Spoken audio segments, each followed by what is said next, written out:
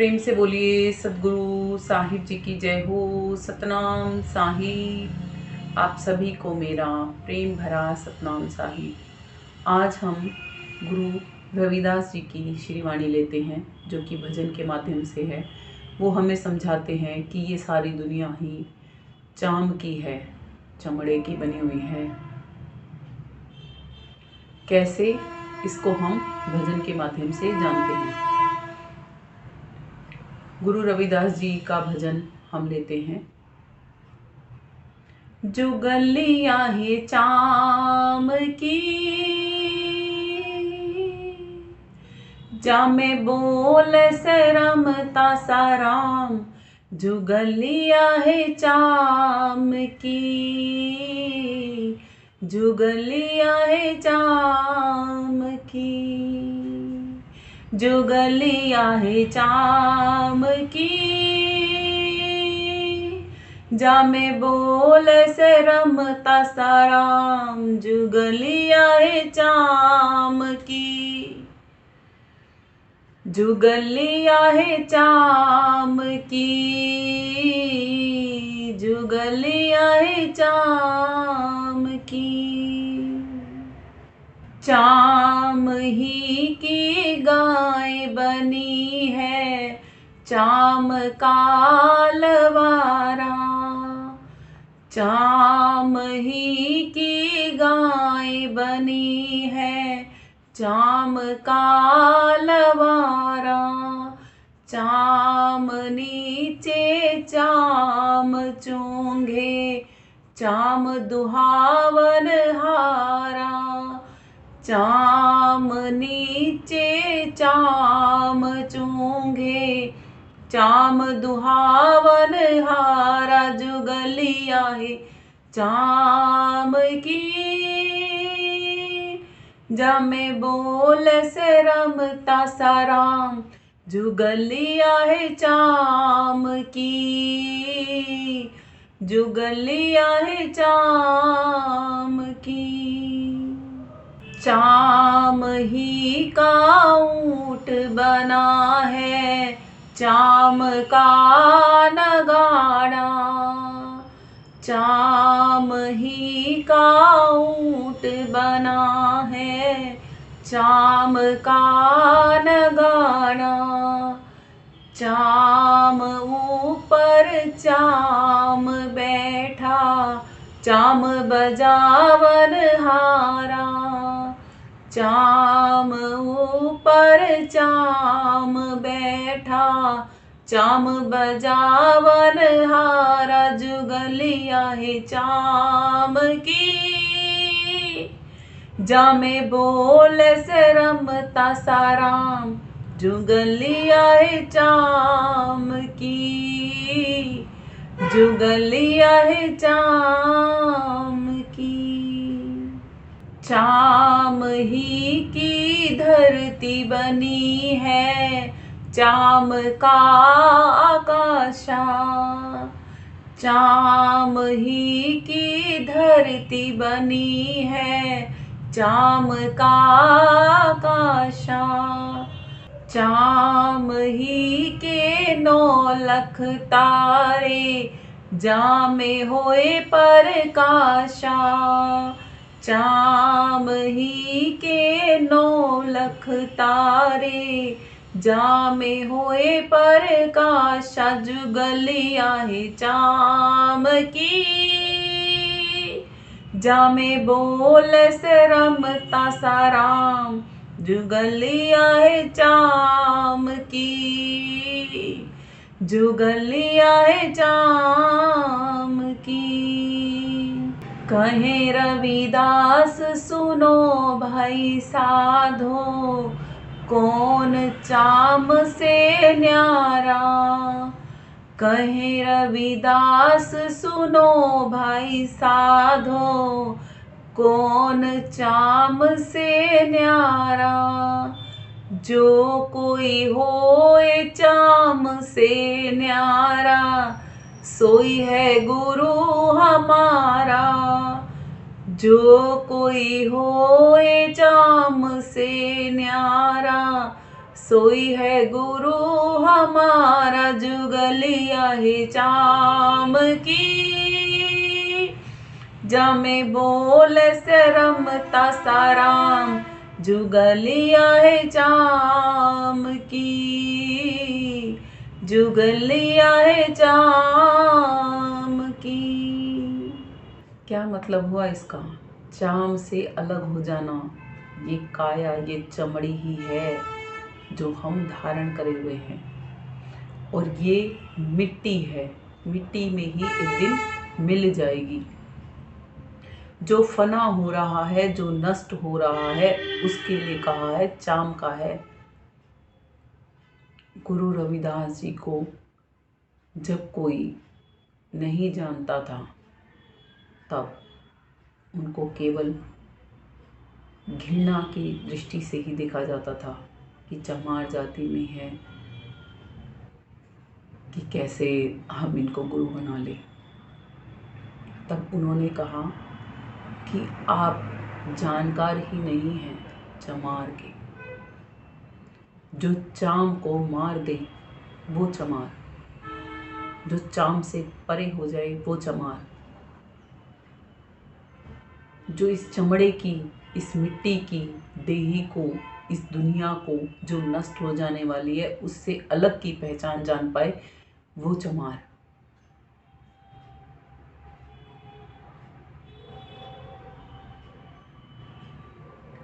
और वो अलग वाला, वो पृथक वाला ही आत्मा है। तो आत्मा ही चमार है, तो हम सब क्या हुए? इसीलिए कहा जाता है कि संतों की बातें समझ पाना बड़ा मुश्किल है। कहीं वो खुद को बनिया बताते हैं, कहीं वो खुद को जाट बताते हैं, कहीं वो खुद को चमार बताते हैं। जाति पाति पूछे नहीं कोई, हरि को भजे सो हरि का होई। इसीलिए ही सर्व संतों ने सभी जातियों को एक कर दिया है परमात्मा से मिला के, कि आप जातियों में, धर्मों में उलझकर उस परमात्मा से दूर क्यों होना चाहती हो ए आत्मा? आप आत्मा हो सबसे पहले, उसके बाद आप मनुष्य हो, और उसके बाद आपको ये जानना नितांत आवश्यक है कि आप आत्मा मनुष्य का तन धारण करके परमात्मा तक जाने के लिए इस तन में आए हो। बाकी जितने भी तन तमाम आपको दिखाई दे रहे हैं वो भी चमड़े के ही हैं। ये काया भी चमड़े की है। इस काया को पाके केवल एक विशेषता इसमें जरूर है कि इस काया को पाके हम प्रभु प्राप्ति कर सकते हैं। बाकी कायाओं में हम प्रभु प्राप्ति नहीं कर सकते, क्योंकि बाकी तमाम तन भोग योनियां हैं। केवल एक मनुष्य का तन ही ऐसा है जो कि कर्म योनि है। इसमें आत्मा चाहे तो कर्मों को बना बना के अगले तनों को धारण करने के लिए खुद को तैयार कर सकती है, और इसी तन में रह के यदि आत्मा चाहे तो पिछले कर्मों को काट कर आगे बनाने कर्म बंद करके निहिकर्मी होके परमात्मा तक भी जा सकती है। ये वो स्वतंत्रता आत्मा को इस मनुष्य के तन को पाके मिलती है। बाकी तनों में आत्मा गुलाम है, भोक्ता बन के घूमती है कर्मों की। अब चाहे हम आत्माएं बचना चाहें तो बच सकती हैं, नहीं बचना चाहें तो नहीं बच सकती। यही रविदास जी महाराज समझा रहे हैं, जुगलिया ही चाम की। ये सारी दुनिया ही मिट्टी की है, चाम की है। और ये तन, ये जुगलिया, ये भी मिट्टी का ही है। इसमें कौन बोल रहा है? या में बोल से रमता साराम जुगलिया है चाम की। इसमें ही बैठा है वो राम। कौन सा राम? आत्मा राम।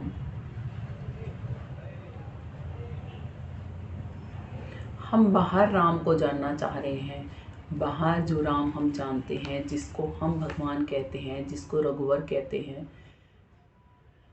वो राम दशरथ जी के बेटे थे। कभी त्रेता युग में आए थे धराधाम पर, ज्ञान देकर गए थे वो भी अपना। वो भी तुलसी साहिब जी ने रामचरितमानस में बता रखा है। राम जी जब रावण को मारकर अयोध्या वापस लौटे थे, जब उनका तिलक किया गया था, राज्य अभिषेक किया गया था, तब उन्होंने सभा बुलाई थी और सभी पुरवासी बुलाए थे, सभी संत जन बुलाए थे, सभी ज्ञानी मुनि महात्मा जन सब बुलाए थे, क्योंकि सब राम जी को ही भगवान मानते थे। इसलिए उनको राम जी ने तब उस सभा में भक्ति ज्ञान प्रदान किया था सभी को ही। तब राम जी ने कहा था, और हूँ एक सू गुपत मत, तोहे कहूँ कर जोर, शंकर भजन बिना कोई नर कोई प्राणी, भक्ति ना पावे ही मोर। कि मैं और हूँ, एक हूँ, जैसा आपको अभी दिखाई दे रहा हूँ वैसा नहीं हूँ। इस तन से अलग मैं और हूँ और एक हूँ। और हूँ एक हूँ गुपत मत है कोई, जिससे प्राप्त किया जाता है। और हूँ एक हूँ गुपत मत, तोहे कहूँ कर जोड़। तुम सबको हाथ जोड़ के ये मैं बता रहा हूँ। आगे कहते हैं वो गुपत मत क्या है? शंकर भजन बिना। अब शंकर को जानते नहीं, भजन कैसे जानेंगे उनका कि शंकर जी कौन सा भजन करते हैं कि हम भी वो भजन कर लें कि हमें राम जी मिल जाए। शंकर भजन बिना कोई नर कोई प्राणी, भक्ति ना पावे ही मोर। जैसे शंकर जी भजते हैं मुझको, वैसे जब तक कोई नर कोई प्राणी भजना मुझे नहीं सीख जाता, जानता नहीं, तब तक भक्ति ना पावे ही मोर। मेरी भक्ति तब तक नहीं मिल सकती। अब शंकर जी कौन सा भजन करते हैं? शंकर जी को कैसे मिले? हमारे अंदर में शंकर जी कहाँ पर हैं? ये सब रहस्य आपको तत्वदर्शी संतों के पास जाके पक्का मिल जाते हैं। वो कौन सा धनुष था जो राम जी ने प्रतिज्ञा चढ़ाई थी? जब सीता जी का स्वयंवर रचा गया था, तब वो कौन सा धनुष था शिव जी का, जिस पर राम जी ने प्रतिज्ञा चढ़ाई थी, जिससे आकाश में गुंजारण हो गया था, बिजलियां कौंध गई थी। वो सब प्रैक्टिकल हमारे अंदर में ही कहीं है, जिसे हम बाहर केवल फिल्मों में, नाटकों में, टीवियों में देख रहे हैं। वहाँ नहीं है, वो हमारे अंदर में है। सीता जी ने एक आत्मज्ञानी के साथ शादी की थी और हम ऐसे ही बस संसार बसाने मात्र में जीवन जी रहे हैं। हम भगवानों को मानते हैं, कितने सारे हमने भगवान बना रखे हैं। एक तरफ से हम कहते हैं भगवान एक होता है, वैसे हम कह रहे हैं कि बहुत सारे भगवान होते हैं। जब भगवान एक है तो एक का परिचय एक से ही क्यों नहीं ले रहे हम खुद अकेले एक है ना, खुद का हम अपना परिचय भी नहीं जान पा रहे। हम आत्मा राम कहाँ रहते हैं इस तन में, नहीं जानते। राम जी यही बता रहे हैं कि मैं जो एक हूँ, गुप्त मत से प्राप्त होता हूँ, वो आपके अंदर से ही प्राप्त होऊंगा। आप शंकर भजन नहीं जानते। शंकर जी देखा है ना कैसे बैठे होते हैं अकेले समाधिष्ट, कैसे ध्यान करते हैं वो। कौन सिखाएगा वो हमें? वो केवल हमें वही सिखा सकते हैं जिन्होंने पहले सीखा हुआ हो, जो उसके जानकार हों। अब हमें कैसे पता चलेगा कि वो जानकार हैं भी या नहीं? इसीलिए साहिब कहते हैं कि ये जब तक जानकार का सच्चे का तब पता नहीं चल जाता, तब तक आप गुरु बदल सकते हो। जब तक गुरु मिले नहीं सांचा, तब लग गुरु करो 10 पांचा। कोई दोष नहीं है। एक बच्चे ने पीएचडी करनी है, स्कूलों में लगातार क्लास वाइज, कक्षा वाइज टीचर्स अध्यापक बदलते जाते हैं। जिसको जितना शिक्षण अध्यापक को प्राप्त होता है उतना वो शिष्य सीखकर अगले अध्यापक को अपना टीचर गुरु बना के अगले अध्यापक से अगली क्लास की शिक्षा ग्रहण करता है। ये तो नहीं कि पहली क्लास का गुरु गुरु नहीं था या पीएचडी करवाने वाला गुरु गुरु नहीं है। महत्व सबसे ज़्यादा किसका होगा? सबसे ज़्यादा महत्व उसका होगा, उस गुरु का होगा जिसने उसको पीएचडी भी कंप्लीट करवा दी, अपने के समान ही पीएचडी प्राप्त वाला शिष्य से गुरु ही बना दिया। इसीलिए कहते हैं उस गुरु को धारण करो जो तुम्हें शब्द भेद प्रॉपर दे दे, अच्छी तरीके से समझा दे, सिखा दे, बता दे। कबीर साहिब जी कहते हैं पारस में और गुरु में तू बड़ो अंतरो जान, वो लोहे से कंचन करें गुरु कर ले आप समान।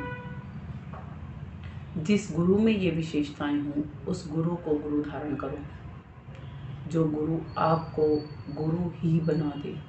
शिष्य और गुरु में कोई भेद नहीं रह जाता, सारी सीमाएं पार करके शिष्य गुरु का सानिध्य लेके एक दिन गुरु ही बन जाता है और अपने गुरु पे गुरूर करता है, अभिमान करता है, अपने गुरु को सिर मत्थे का मोड़ बनाता है वो शिष्य फिर, और गर्व से कह सकता है कि हाँ मैं उस गुरु का शिष्य हूँ।